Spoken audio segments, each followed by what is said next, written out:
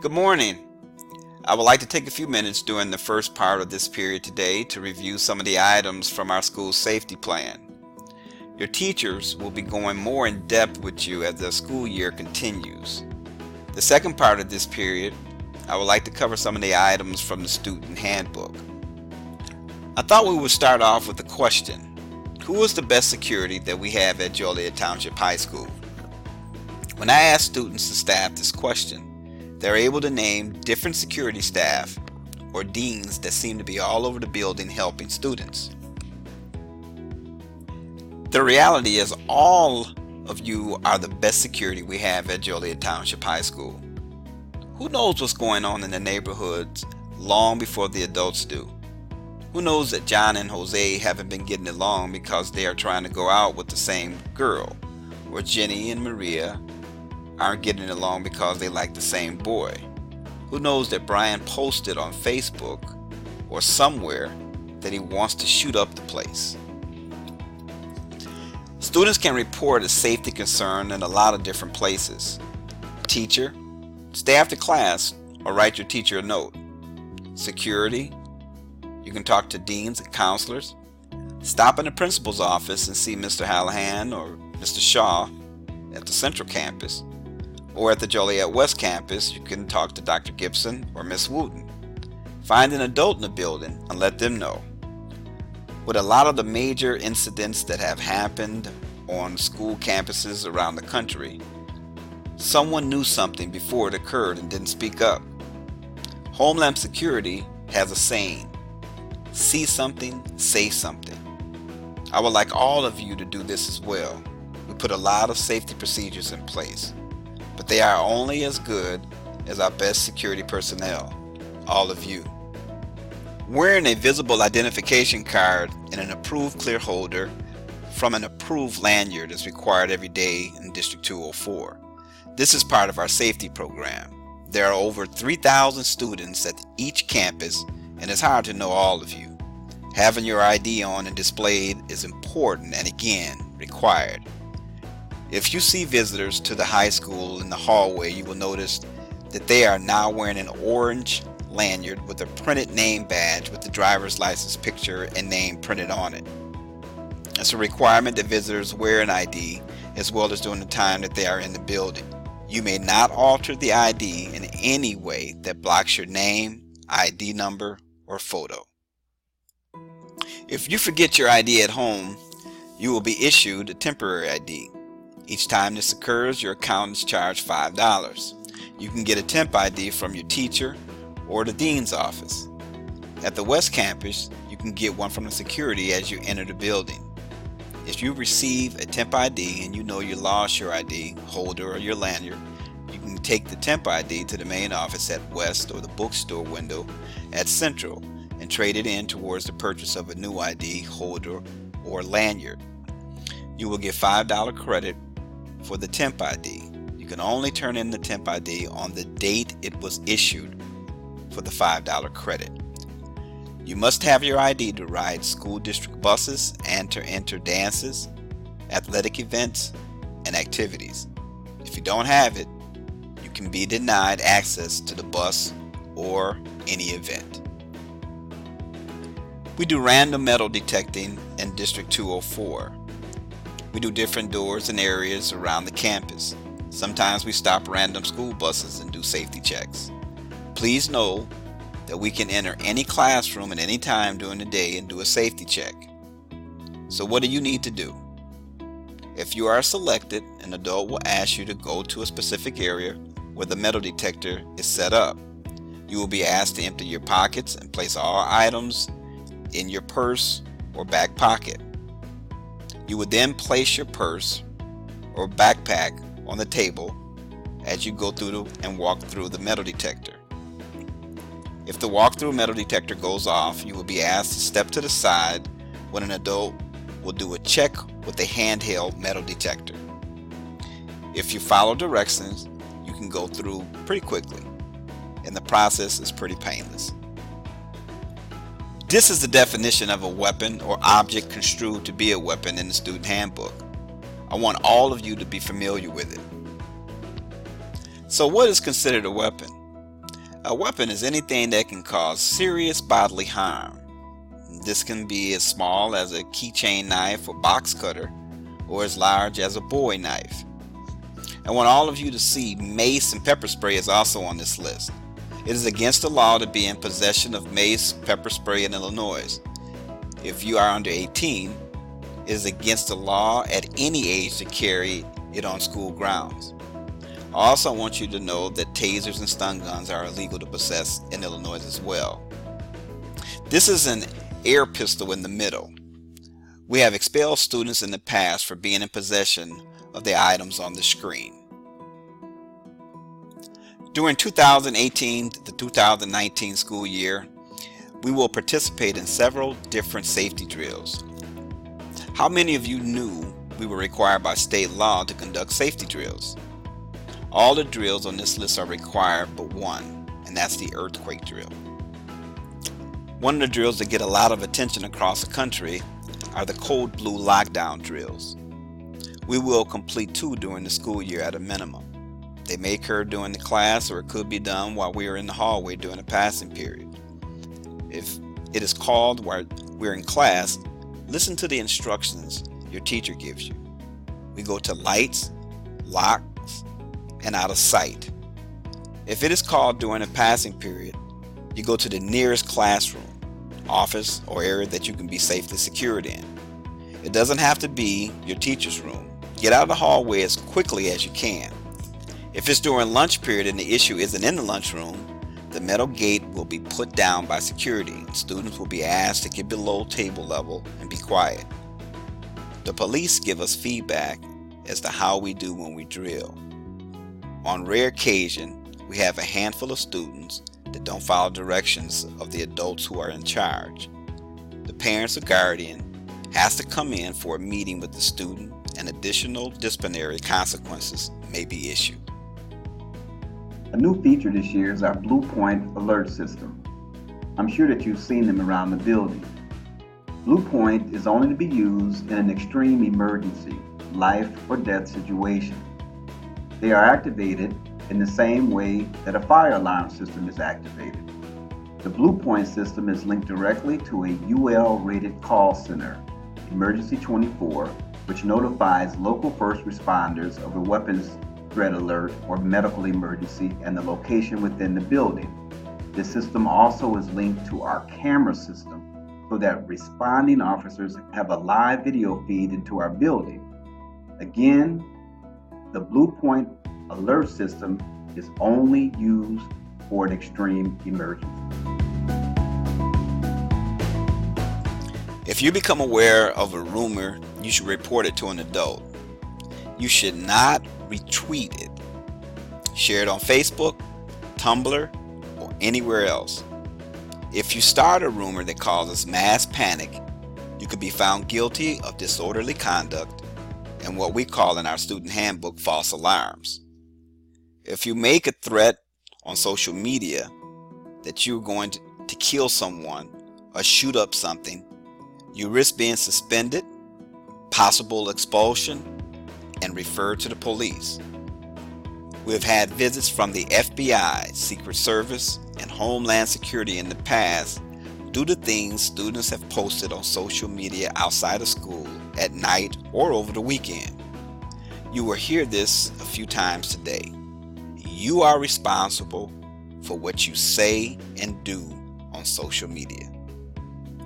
As part of our safety program, there are over 150 security cameras in and outside this building. They record 24 hours a day, 365 days a year. This is a list of safety issues that may be referred to the Joliet Police Department. Our goal is for all students to act appropriately and follow the rules so that no one is referred to the police. We have the best student body at Joliet Central and Joliet West. You guys are kind and compassionate and willing to help your fellow man and woman. I need you to help us with the safety issue. I've observed adults and former students getting into the building because a student opened a door and let them in, or propped open the door with a book or pen and they came in. There are many doors around the building. In the morning, periods 1 and 2, you will enter through the main entrance or J door at Central, and the CAF entrance, which is door 5 at Joliet West. All adults and non-students must enter through the main entrance, which is door 1, during the school day. Sometimes visitors get lost and knock on the door. If you are there, direct them down the sidewalk to the main entrance. Do not open the door. Tell them through the glass. Don't let someone in the building you don't know or who shouldn't be here. Again, you could cause a security breach that ultimately ends up with you being disciplined. I want all of you to participate in at least one club, activity, or athletic sport during your years at Joliet Township High School. There's a correlation between students who are involved in school and how well you do academically. By 3:30 p.m., you need to be in a supervised area with your club or activity sponsor, with the coach or with the staff member if you stay to get extra help. You cannot hang out after 3 p.m. or 3:30 p.m. in an unsupervised area. Door 6 at the CAF entrance is open until 8:45 p.m. on school days. If you need to wait for a ride after 3:30 p.m., you should do so at the CAF entrance, which is door 6 at Joliet West campus. At Central, the security desk at the main entrance is open until 8:45 p.m. on school days. If you need to wait for a ride after 3:30 p.m., you should do so at the main entrance in the student center. You will notice that this sign is up around the building. Just as your teacher has a classroom plan, up within their classroom, there are expectations that we have for all of you while you are in the halls. Follow all directions. If staff asks you to go to class, then you should start moving towards that destination. Tigers are on time. Have your current ID on and displayed properly. If you don't have a lanyard or holder, take care of it today. Lanyards are $1 and the holder is $4. Use your cell phone appropriately. You can text, listen to music with one earbud in, but you may not videotape, live stream, make phone calls, etc. Again, you are responsible for your actions. Use your cell phone appropriately. You can talk or visit in the halls, watch your language, and use your inside voices. The tardy music gives you a 1-minute warning that the late bell will be ringing soon. It plays at 19 seconds after the hour for 1 minute. Some music plays louder than others.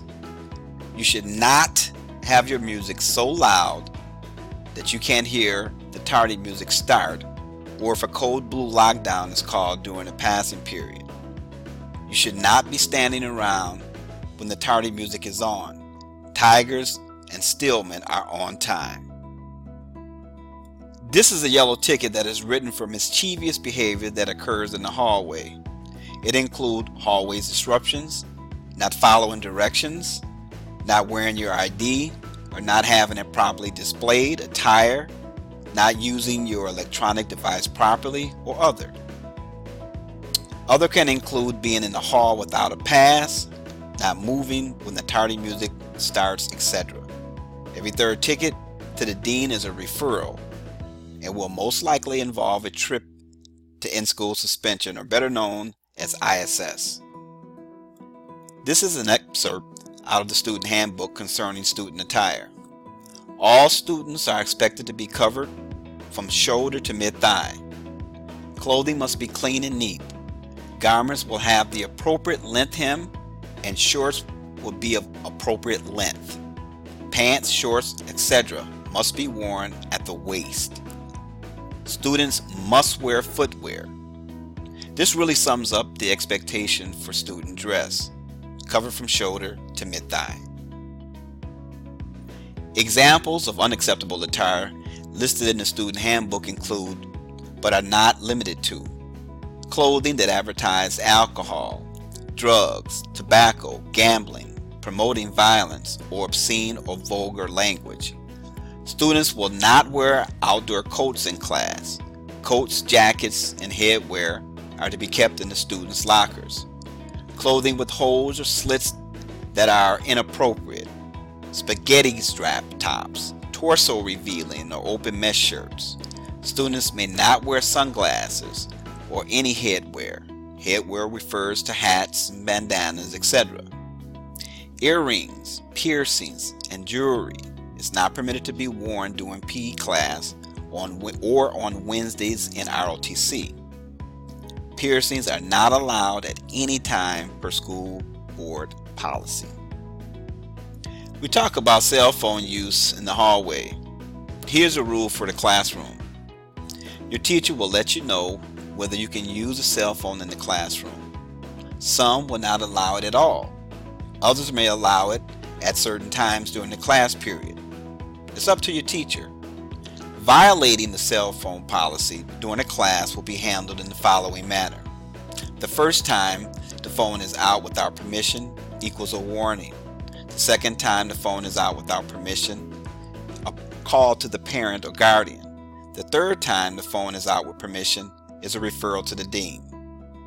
A dean referral will be written every time after the third violation, assigned ISS, or could result into a suspension out of school. Students may not wear hats in the building, coats, or sunglasses. I understand that it gets cold in certain areas while in the school, so dress appropriately and bring a sweater. If a student will not put away the cell phone during a class period, use the 3-strike path to the dean for a student that reaches 3 strikes in a single period. All classes will have the 3-step cell phone policy. All teachers will be given a copy of the pass for use when a student violates the policy in one class period. Dean will contact the parent or guardian prior to sending the student to ISS, but the teacher will still make contact with the parent to provide specific details and develop a plan to ensure the student is able to engage in a full period of instruction. This is a list of what we call severe or serious infractions. These are the infractions that can get you suspended from school up through expelled for 2 years. I am not going to go through all of them, but I will highlight a few. This list of infractions will also most likely involve Joliet Police Department involvement. You are all responsible for what you say and do on social media. You may have seen the story of Michelle Carter, 17 years old, who sent her boyfriend text messages encouraging him to kill himself, and he did.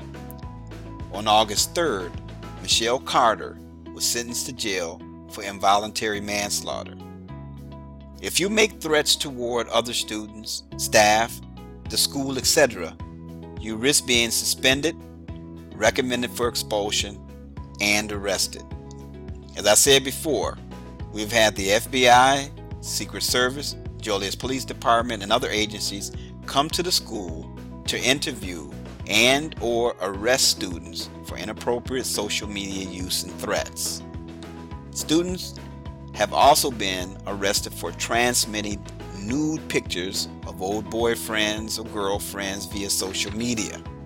They shared it with other students who also shared the pictures. Everyone who transmitted it may be guilty for transmitting pornography. Use social media responsibly.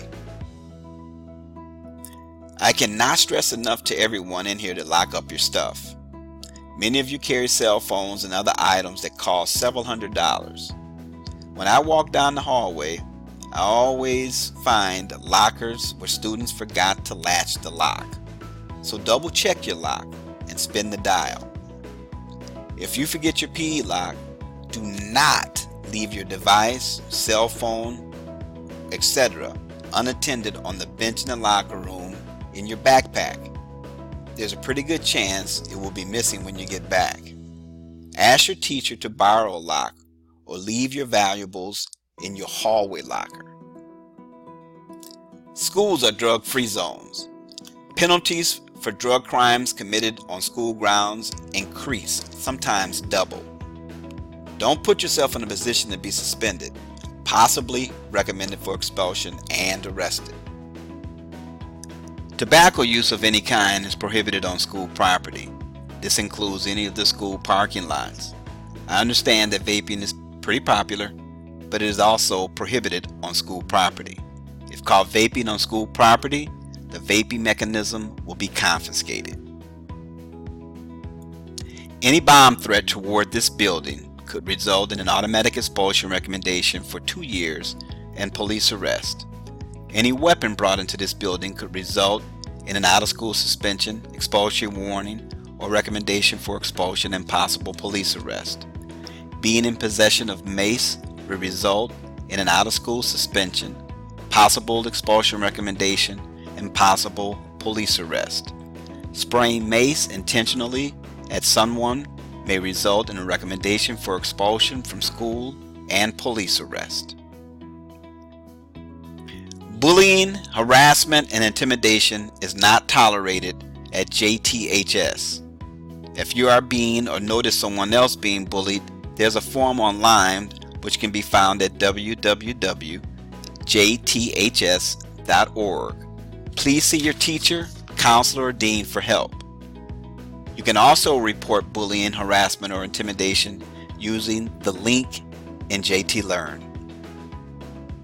We have a program where we catch students doing the right things called the Stellar Awards. Staff can fill out a Stellar Award ticket for any student they catch going above and beyond to exhibit the 7 character attributes. You can win homecoming tickets, spirit wear, and other prizes.